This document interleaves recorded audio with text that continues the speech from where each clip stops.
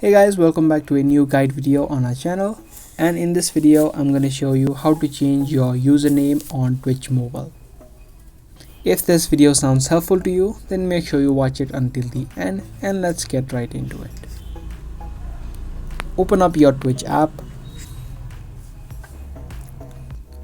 and once you're on the Twitch app, just tap on the profile icon that you see on the top left. From here, tap on your profile icon again, and it's going to take you inside.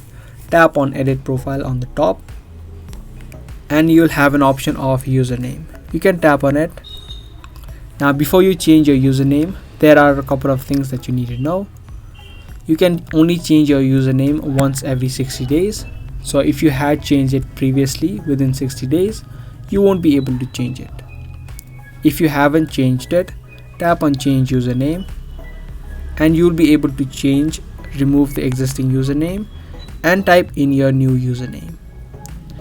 Once you do, tap on save on the top right if the username is available. If not, you'll need to switch up a few variations, maybe add in numbers and characters, and tap on save on the top right, and your username on Twitch will be changed. So that was an easy process on changing usernames on Twitch mobile.